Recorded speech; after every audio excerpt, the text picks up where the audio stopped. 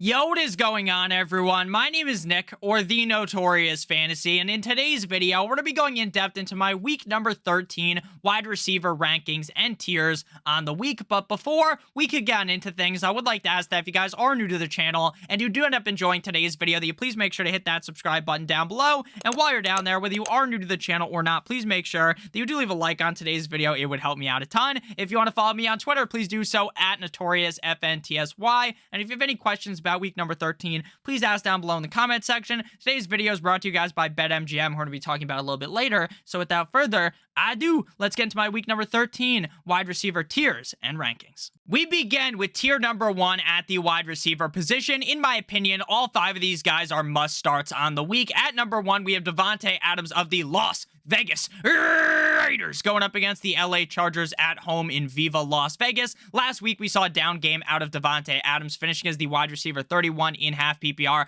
up against the Seattle Seahawks. But prior to that, he had 3 straight games inside the top 6 at the wide receiver position. Currently the wide receiver 3 on the year. This matchup up against the LA Chargers should be an incredibly high-scoring game. Should be a fun one on Sunday at 4:25 Eastern Standard Time. So I'm a big fan of Adams this week, and I think he is going to be a smash play this week. At number 2, we move to Tyreek Hill of the Miami Dolphins going up against the San Francisco 49ers in San Francisco. Now, on paper, obviously, this is a tough matchup, and Tyreek Hill is coming off of 2 down games in week 12 up against the Texans, wide receiver 26, by week 11, and then week 10 up against the Browns, wide receiver 24. He is still the wide receiver number 4 on the season, though, and while this matchup is far from a wet dream, far from a smash matchup, like I just talked about with Davante Adams, I believe that the Dolphins are going to keep this game close. I believe that Mike McDaniel is smart enough to draw up plays despite the Niners having one of the strongest defenses, if not maybe the best defense in the NFL, that Mike McDaniel will design plays to get the ball in Tyreek Hill's hands. It doesn't have to be a 50-yard fucking missile from Tua Tagovailoa for Tyreek to have a big play. All Tua has to do is dump the ball off if Mike McDaniel designs these plays correct, screen plays that Tyreek can take to the house. I think that this will be a good game for Tyreek despite the matchup being definitely very difficult. At number 3, we move to CeeDee Lamb of the Dallas Cowboys going up against the Indianapolis Colts at home in Jerry's World this week on Sunday Night Football. It's kind of disrespectful that the NFL did not end up switching this game out for a different game because they were able to do that, but the whole US loves the Dallas Cowboys. They're all down on their knees to suck off the fucking Cowboys, so we're stuck watching this catastrophe of a game. The Colts defense is not amazing, nor is it awful. I think this should be a good game out of Lamb, wide receiver 16 last week in half PPR, and despite the fact that Cooper Rush kind of put CeeDee Lamb in the basement, he's still the wide receiver 7 on the season in half PPR with Dak Prescott under center. I'm always going to be confident in Mr. Lamb. At number 4, we move to Justin Jefferson of the Minnesota Vikings going up against the New York Jumbo Jets at home in Minnesota. Last week, despite this being a tough matchup up against the Patriots on Thanksgiving, Justin Jefferson was the wide receiver number 1 in half PPR, currently the wide receiver number 2 on the season. This is going to be yet another tough matchup up against Sauce Gardner, but again, when you have a player with the skill set of Justin Jefferson, you are going to start him regardless of the matchup. Even if you're shaking in your britches a little, you're a little bit worried about the fact that Sauce Gardner might be on Justin Jefferson, and he will be on Justin Jefferson, go ahead, be a little bit nervous, but you would have to be fucking crazy to sit Justin Jefferson in any game. At number 5, to close out tier number 1, we have my guy Amon-Ra St. Brown of the Detroit Lions going up against the Jacksonville Jaguars at home in Detroit. Wide receiver number 3 last week in a tough matchup up against the Buffalo Bills on Thanksgiving. 10 targets, 9 receptions, 122 receiving yards, 1 rush for 7 yards, and a tug. 23 fantasy points, wide receiver 3. Currently the wide receiver number 11 on the season, despite the fact that he did miss a game, and then when he came back, he was essentially irrelevant in that offense for like 2 games. This week they get the Jaguars. I know the Jaguars are riding high as fuck, like Snoop Dogg style, on that game last week up against the Ravens. They beat the Ravens, this, that, the other thing. Congratulations. But now it's time to go back down to earth as the Detroit Lions pound you from the back. How you like that? I expect a big matchup out of Amon-Ra. I think this could be a high-scoring game as well. Next up, we move to tier number 2, headlined by A.J. Brown of the Philadelphia Eagles, going up against the Tennessee Titans at home in Philly. A revenge game for Mr. A.J. Brown. Last week up against the Packers, it has been stated that A.J. Brown entering that game game was actually dealing with food poisoning. Apparently, he lost 7 pounds prior to that game, so it was even a shock that he played. Didn't have the best game. He's had 3 down games in a row, but we all know the upside of A.J. Brown, and that is the wide receiver number 1 on the week. Currently on the season, he is the wide receiver number 9. Obviously, there's a lot of outside factors when it comes to the upside of A.J. Brown. The fact that Jalen Hurts could run the ball in at any point, the fact that they have Devonta Smith, the fact that they have Miles Sanders. They have a lot of talented players on this team. There's a lot of cooks in the fucking metaphorical kitchen of the Philadelphia Eagles, but ultimately, again, the talent outweighs all of that. A.J. Brown has such big upside, and this is a revenge game. I expect a Hulk fucking smash of a game out of A.J. Brown. All of these guys in tier number 2 are also must-starts. At number 7, there's just a little bit separating them from tier number 1. At number 7, we have Jalen Waddle away, waddle, till the very next day, bum, bada bum, of the Miami Dolphins going up against the 49ers in San Francisco. 2 down games for Jalen Waddle as well. Currently the wide receiver number 6 on the season. We know the upside for Jalen Waddle as well, and that is a top 3 wide receiver in any given game. Now, he has been relatively inconsistent this season, but a lot of that inconsistency came when Tua Tagovailoa went down, and then they had to go with Teddy Bridgewater as well as Skylar Thompson, and during those times, things weren't the best out of Jalen Waddle. Again, this is a tough matchup, but when you have a player with the skill set of Jalen Waddle, again, he is impossible to sit. At number 8, we have my guy, Titty Boy, Higgins of the Cincinnati Bengals going up against the Kansas City Chiefs at home in Cincinnati. Now, in my opinion, this is a double revenge game for the Chiefs. They got to get the revenge here, but this should be another fun one, a very high-scoring affair. Jamar Chase is expected to play in this game, but I don't think that necessarily derails the upside of T. Higgins, because this is really a 1A and 1B scenario. It's a lot like Waddle and Tyreek Hill. Tyreek might be the 1A, but it's not like Waddle is some fucking schlub. And it's the same thing with T. Higgins and Jamar Chase. Sure, in most people's head, Jamar Chase is the 1A. T. Higgins is the 1B, but he's an excellent 1B. This is one of the best duos at the wide receiver position in the NFL. Again, this game reeks of points. I fully expect a solid game out of T. Higgins, who has been a top 6 wide receiver in back-to-back weeks and is currently the wide receiver 12 on the season. At number 9, we have Amari Cooper of the Cleveland Browns going up against the Houston Texans in Houston. Now, prior to Week 11 up against Buffalo, there was a huge agenda on Amari Cooper, and that was the fact that this guy was absolutely butt-fucking teams at home. When they were playing in Cleveland, this guy was giving the defense a Cleveland steamer special, but when they went away, he would not finish inside of the top 32 at the wide receiver position, but that was all fugazi. It was a wazi, it was a woozy, like Matt McConaughey talks about in Wolf of Wall Street, because in Week 11 up against Buffalo in Detroit, wide receiver 2, wide receiver 23. Last week, this is a huge spot up against Houston. Deshaun Watson might let it hang all over the Houston Texans defense, and maybe that's not the correct terminology to use with Deshaun Watson, but ultimately, I think this could be a huge spot out of Amari Cooper. At number 10, we have Jamar Chase of the Cincinnati Bengals going up against the Chiefs. Again, I assume he plays. His last 2 games, he was the wide receiver 1 in both weeks. This guy is one of the best wide receivers in the NFL. This team is clicking at all cylinders, and this motherfucker hasn't played since week number 7, and he's still the wide receiver 19 on the season, which goes ahead and tells you just how strong of a player Jamar Chase is. This is a great matchup. Again, I'm not necessarily banging the drum aggressively saying that Jamar Chase is going to have this crazy game. He would be in tier 1 if I said that, but I still think even coming off the injury, he should be really solid this game, and he is also incredibly safe. Now we pivot to tier number 3, but before we get on into the breakdown of these tier number 3 wide receivers, I would like to give you guys a quick word from our friends and our sponsor over at BetMGM. They've been on your screen this whole entire time if you're watching the video. If you're listening to the podcast, then I guess it might have been a surprise to you slightly. So BetMGM has a great offer for you. If you're a brand new user and you click on the link in the video description down below or in the pinned comment and you wager $10, bet $10 on any World Cup pregame money line, you receive $200 in free bets as long as another goal is scored during the World Cup. So your game could lose, the other team scores a goal, you get $200 in free bets, or it's a draw, 0-0, someone could score later in the day or the next day.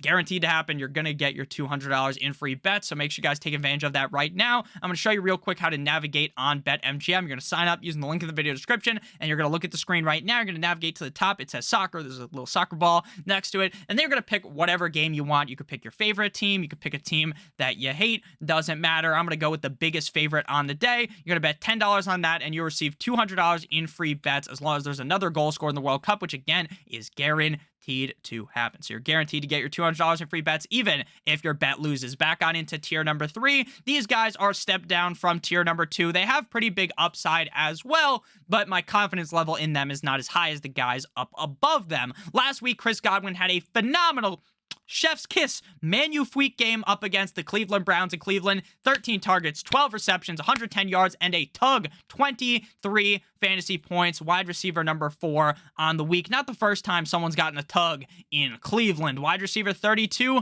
on the season. This should be a relatively solid game up against the Saints, especially if Lattimore plays and Evans and him get into a fucking rock'em sock'em robots level match over there. I think this should be a big game out of Godwin. He was getting so many targets. 13, 8, 10, 11, 13, 12 over the last couple of games. Like, he's been getting the targets. He just wasn't getting it done for fantasy. I think now he's back up on the saddle. He's having some great games. So I think it's time for the page to turn on Godwin. Before being the wide receiver 4, he was the wide receiver 14 against Seattle in Munich, Germany. I like this game against the Saints. At number 12, we have Keenan Allen of the LA Chargers going up against the Las Vegas Raiders in Viva Las Vegas. Back-to-back games as a top 30 wide receiver. He continues to be a pretty solid target for this team. I think we continue to see his workload ramped up in this game. Again, this game reeks of points.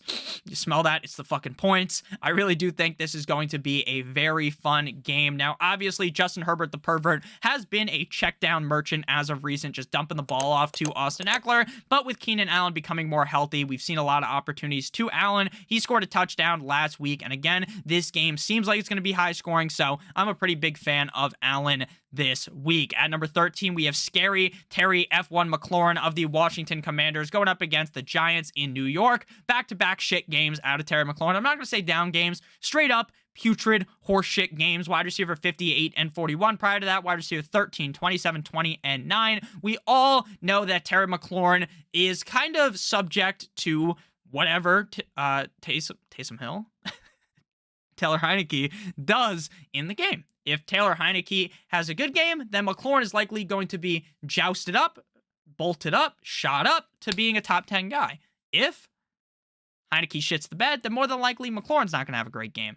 But with Heineke under center, the upside of McLaurin is just significantly higher. I don't think this will be a really high-scoring game, so I don't think this is the smash week out of McLaurin, but I still think he is relatively safe because he is the key piece in this Commanders offense. Next up, we move to number 14, Garrett Wilson of the New York Jumbo Jets, going up against the Minnesota Vikings in Minnesota. This guy has scored 4 touchdowns on the season, 2 with Joe Flacco and 2 with Magic Mike White, 0 with Zach Wilson. Once the team pivoted away from Zach Wilson, shocker, Garrett Wilson started getting peppered Salt Bay style with targets, and he had a big game against Chicago as the wide receiver 2 last week. This week, he gets the Minnesota Vikings in Minnesota, one of the bottom defenses against the pass in the National Football League. This could be yet another huge spot out of Garrett Wilson. I know there's people that are panicking. They're worried. Their panties are in a bunch thinking, oh, Mike White has one great game. He had one great game last year, and then it all fall apart. Blah, blah, blah, blah, blah.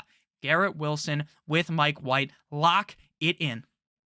Top 15 receiver on the week. I wanted to rank him a little bit higher, if I'm being honest with you. I think this is a huge game out of Garrett Wilson. Obviously, the reason why he's only ranked at 14, though, is because there is still the devil on the shoulder that's saying, Nick, Mike White isn't really that good. I agree with that, but anything's better than Zach fucking Wilson. At number 15, we have Christian Kirk of the Jacksonville Jaguars going up against the Lions in Detroit. Down game last week up against the Baltimore Ravens, wide receiver 63. Prior to that, wide receiver 4 and 5, currently the wide receiver 10 on the season. People have been really quick to kind of jump off ship when it comes to Christian Kirk. This is a great matchup against the Lions. Again, I do think that the Jacksonville Jaguars are going to come back down to earth here and lose this game, but ultimately, we got to give credit where credit is due. Christian Kirk has been a top 10 receiver multiple times this season. He's been a top 5 receiver twice. The guy has the it factor. He's incredibly talented. Who knows what's going to happen next year when everyone's favorite gambler, fucking Christian Kirk, shows up to the Jacksonville Jaguars. But right now, when Christian Kirk is the guy, did I say Calvin Ridley? I think I said Christian Kirk twice, but everyone's favorite gambler is Calvin Ridley. But Christian Kirk should be solid in this game. I know Zay Jones erupted like a Mount fucking Vesuvius, but here I think we see a Christian Kirk bounce back spot. At number 16, we have DK Metcalf of the Seattle Seahawks going up against the LA Rams in LA. This is just not the Rams that we thought we were going to get going into the season. This is a Super Bowl hangover to the next level. This is one of those hangovers where you say you're never going to drink again, and then you actually don't drink again for like another month because it gave you like fucking a form of PTSD. The Rams going to be without Ron Donald, going to be without Stafford, Kupp, Robinson.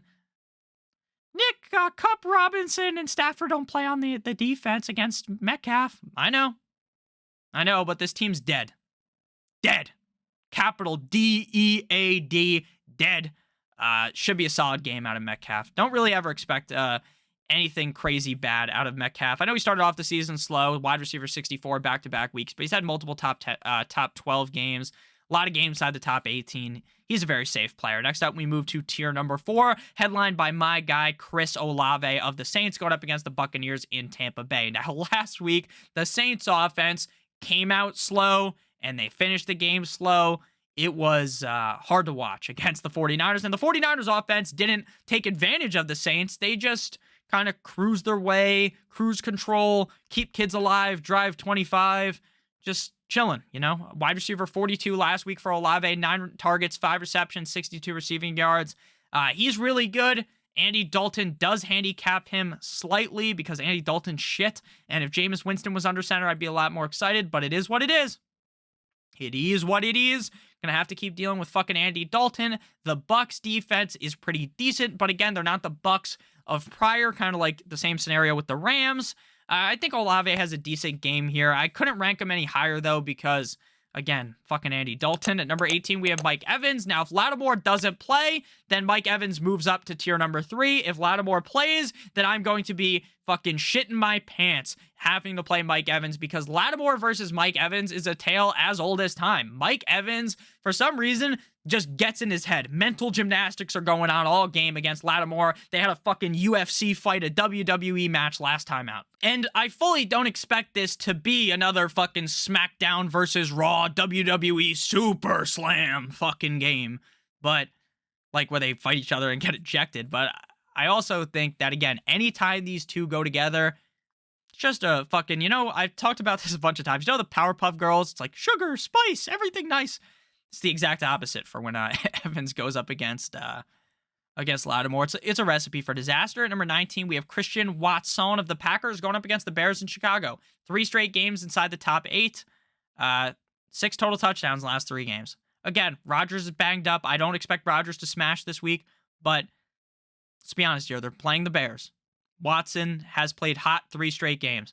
Are you ever going to stray away from someone on a hot streak? No, you shouldn't. This motherfucker continues to put up numbers. And he wasn't doing shit until week 10 against Dallas, and he's now the wide receiver 40 in fantasy football. This guy is incredibly legitimate. A very legitimate wide receiver up against a nut-low defense in the NFL. You have to be a fan of this spot. You have to be a fan of Watson at this point, unless you're like a Bears fan or something. But I really think Watson's a great player. At tier number 5 here, we move to wide receiver number 20 with Deebo Samuel of the 49ers going up against Miami. Now, I'm not here to shit on Deebo because I think Xavier Howard's going to lock him up and throw away the key, right? Xavier Howard has struggled mightily this year. I don't think the Dolphins messed up paying him or anything. I just think it's more of the fact is dealing with a groin injury. It is what it is. What I kind of meant to say here is that Deebo has underperformed. He's had 2 games inside the top 10, both games in prime time. This is not a prime time game. If it was, I'd be a little bit nervous about Deebo Samuel. Now, Deebo has been pretty much a disaster this year based upon where you drafted him. Wide receiver 21 on the season. Now, he's not a complete bust, right? He's had some solid games. You've started him, and you haven't necessarily been pissed off when you start him. But wide receiver 65, 6, and 54 of the last 3 games. Not the best, aside from, obviously, wide receiver 6 is very good, but those other games, not so hot. The Dolphins' defense is pretty good. Now, this game is in San Francisco, and the Dolphins' defense, as a Dolphins fan, I know the Dolphins' defense is significantly better at home. So this being away is definitely a solid step in the right direction for the 49ers. I do think Debo could have a big game. But again, how much higher can you rank him if he continues to just fucking destroy your team's anus 50 Shades of Grey style? At number 21, we have Tyler Lockett in my pocket. Skirt of the Seattle Seahawks going up against the LA Rams in LA. Another safe option. Like, if you had both Debo and Lockett and you were like, Nick, I need someone that's guaranteed to be a top 24 wide receiver this week, I can't take a chance, then I'm playing Tyler Lockett every single time and twice on Sunday. But I do think at the end of the day, if you're like, oh, who's going to have the bigger game? Like, who could smash and win your week? Who could score 30 plus points?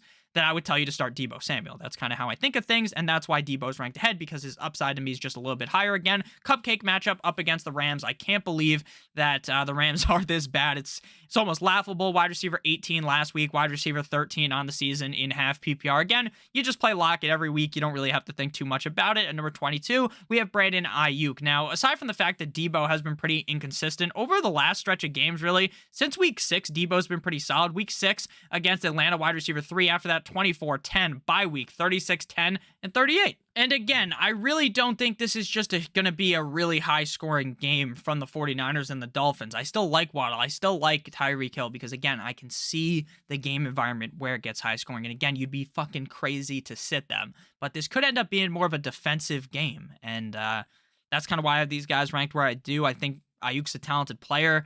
Again, I just can't really rank these guys higher because I don't really see this game being just a fucking back and forth high scoring game where there's no defense. That would just be crazy to assume. At 23, we move to my guy, Mr. Corvette, Juju Smith-Schuster. Now, I was all off of Juju this offseason. I'll keep it 100 if you guys just hopped on the train. Make sure you hit that subscribe button if you're new. Make sure you hit that like button. But if you just found my channel recently, you wouldn't know what I was talking about in the offseason. So in the offseason, I was off of Juju. I said, you know what? They've got MVS. They have McCall Hardman. They have Juju. Look, Juju might be the number one receiver, but why am I going to pay that price when Kelsey's the number one receiver, right? Might as well just wait, draft MVS, draft McCall Hardman, draft whatever. Doesn't work, right? Juju's amazing. Last game, Juju was wide receiver 69. Very nice. I like my name aboard that, but not very nice if you played him. It was his comeback game. He wasn't really playing as much as I thought he would. They kind of eased him in, right? They didn't want to go balls deep, metaphorically. They wanted to do just the tip, ease him in there. And then this week against Kansas City, or not against Kansas City, because it's on the Chiefs, up against the Bengals in this game where there's all this rivalry from last year, all these games. It's like, okay, this is the game we're going to have to unleash him. So I fully expect more touches for Juju in this game. He was on a hot streak, wide receiver 15, 4, and 7 from week 6 through 9 with a bye in between. So again, I do like the talent of Juju. I like the matchup. But I am still a little bit kind of perplexed in a way on trying to kind of figure out how much is he going to play. Like, are they really going to joust him in there, balls to the wall? I think so. But there's still like the devil on the shoulder that tells you, hey, maybe they don't go all in with Juju this game. I hope they do. And I'm still confident playing Juju, but there is still at least some bit of worry in my mind, and I think you'd be crazy if you weren't a little bit worried. Now we move to tier number 6, beginning with wide receiver 24, Joshua Palmer of the Chargers. Wide receiver 47 last week, wide receiver 3 the week prior. Again, this game just seems like it's going to be very high scoring up against the Raiders in Las Vegas. I really do think this game could be very high scoring. I think this should be a very fun game to watch. I understand Keenan Allen's back, so obviously that hinders Joshua Palmer. Everett's back. I don't think Mike Williams is going to play. If Mike Williams plays, then you can just say fuck it and not play Joshua Palmer, but I assume he's out yet again. Again, it's all about the matchup, man. I know he hasn't been consistent this season. I know. But without Mike Williams, I just feel like, and with this game environment, again, this game just screams of points. Like week 1, this was a high-scoring game between the Chargers and the Raiders. I think this should be a high-scoring game again. I know Joshua Palmer isn't the best player ever, but it's all about the matchup, baby. At number 25, we have Devontae Smith of the Philadelphia Eagles going up against the Atlanta Titans at home in Philly. Devontae Smith, when we talked about A.J. Brown, you could basically apply the exact same thing to Devontae Smith. Good player. Great player even. Great player. Very talented. The Slim Reaper himself. There's a lot of competition. There's a lot of cooks in the kitchen. But the upside is immense. The ceiling is the fucking space station up in the fucking sky. The floor is the basement. Wide receiver 133 week 1, wide receiver 1 in week 3. We know that there's the upside is there. The Tennessee Titans are a tough matchup. A lot of people are betting on the Titans in this game as getting the points. I think they're getting 4.5 points, something like that. People are in love with betting the Titans. I think the Eagles are going to win this game, but and I think they do comfortably as well. But I expect a solid game out of Smith. But again, I don't ever expect like a lot of safety. Like I think he's either going to be a top 12 receiver or be like wide receiver 50. And you just have to understand that when you play him. At number 26, we have Michael Pittman Jr. of the Colts going up against the Dallas Cowboys in Dallas. Wide receiver 14 last week in primetime. Another primetime game out of the Colts because that's what everyone wanted to see, right? The Broncos in primetime and the Colts. The Colts have played, what, 3 primetime games? They played against the Broncos, they played against the Steelers, and they get the fucking Cowboys. Yuck. Disgusting. Again, this might like... Now, I'm not trying to be mean here, and I don't wish injury upon any player. I would never do that. Would never. But this is one of those games where I fear for Matt Ryan. I fear for him. I genuinely think Matt Ryan might get fucking mauled in this game. Molested behind the offensive line. Like, this might be a bad spot. Pittman's going to get targets. Probably going to have a decent game. I don't think he does as good as last week because, again, the Cowboys have a really good defense. And again, Matt Ryan's going to be running for his fucking life. At number 26, or number 27, I should say, we have Treylon Burks of the Titans going up against the Eagles in Philadelphia. Back-to-back decent games out of Burks. This is a tough defensive matchup for Burks going up against the Eagles. But again, I'm going to continue to ride with the hot streak. I think Burks plays decent this week. Just kind of how I see things. He's been a 20-plus target share guy combined in the last 2 weeks. The team needs a number one weapon besides Derrick Henry, and Burks fits that role perfectly. So I'm big into Burks this week. Now we move to tier number 7 at the wide receiver position, beginning with George Pickens of the Pittsburgh Steelers going up against Atlanta in Atlanta. Now, the thing with George Pickens is that he makes all these crazy ass highlight plays, right? He makes all these catches where it's like, oh my God, look at this toe tap. Look at this one hand reach back, Odell Beckham Jr. Look at this diving grab.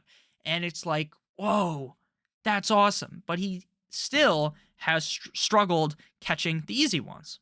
Like, there's points where he's wide open in the end zone, but he decides to turn into fucking Michael Jackson and moonwalk his way and try to make these crazy catches out of something that is simple. He makes all the impossible catches, misses the easy ones. And that is going to be something that is incredibly infuriating and something that he needs to work on. Now, again, I'm not shitting on George Pickens, the player. He's way better in year one than I even expected. And again, Deontay Johnson has been on a downfall this year. He gets Atlanta this week. In Atlanta, this is a really, really, really, really fucking good matchup.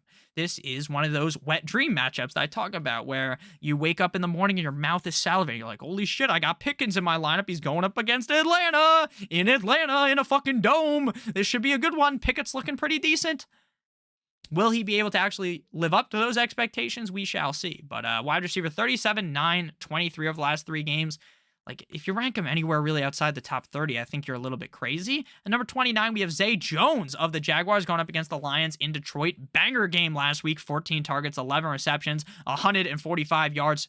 No touchdowns, though, 22 fantasy points, wide receiver 5. I don't necessarily expect him to replicate that game, obviously. Otherwise, he'd be inside the top 10. Again, I think that's crazy to assume, but I like the matchup. I like that he's been wide receiver 5, 30, and 35 of the last 3 games. Wide receiver 37 on the year. And again, this is a great matchup. This could be a high-scoring, tit-for-tat, rock'em, sock'em, fucking robots game. So I like Zay Jones. Again, I'm not expecting, and if you do expect him to be the wide receiver top 10 guy, you're probably smoking fucking crack or something, right? You shouldn't expect that. Can he do that? Of course he can. Of course he can. But should you go into the game expecting that? Fuck no, baby. I like to include one of those fuck no babies every single video. It always makes me feel good. But yeah, I like Zay Jones this week. Big fan. Great matchup. Love it. Up against the Lions. Final guy here, number 30, Darius Slay. Darius Slayton of the New York Football Giants going up against the Commanders. Left hand up.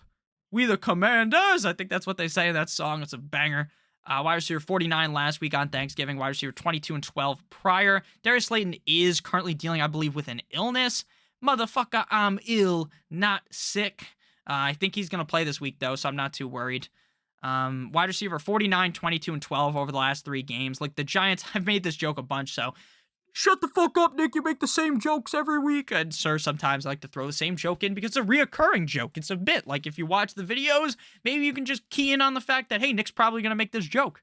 Because I make it all the time. It's fun. It's like, puts us in this same group in together. You know, it's like an inside joke. But we're just inside of the internet. You know, I'm inside this fucking box that I'm trapped in here. Like a mime. But yeah.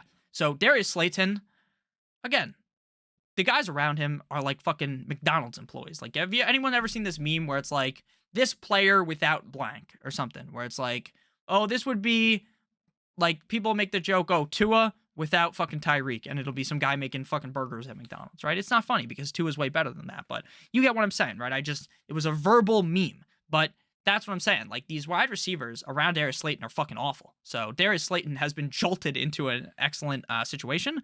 And my hair is looking like a fucking emo kid from the 2000s going straight through my hat. I'm looking like in South Park, the emo kids, if you know what I'm talking about. But yeah, that they try to recruit to like the dance team, if you get what I'm saying. But Darius Slayton, again, I'm not banging the drum for him. I just think this is a solid spot for him. But the matchup is a little concerning because, again, I think this is going to be low scoring. So thank you guys all so much for watching. If you did end up enjoying, make sure you hit that subscribe button down below, as well as hitting that like button. It would help me out a ton. If you want to follow me on Twitter, please do so at NotoriousFNTSY. If you have any questions, please ask down below in the comment section. Make sure you check out our sponsorship, BetMGM, yet again. Bet $10 on any World Cup pregame money line. Win $200 in free bets as long as another goal scored in the World Cup, which is guaranteed to happen. I love you guys all so much. Hope you have a great guys' day. We'll be back tomorrow with another banger video. I love you guys as always. Hit that outro. Good boy.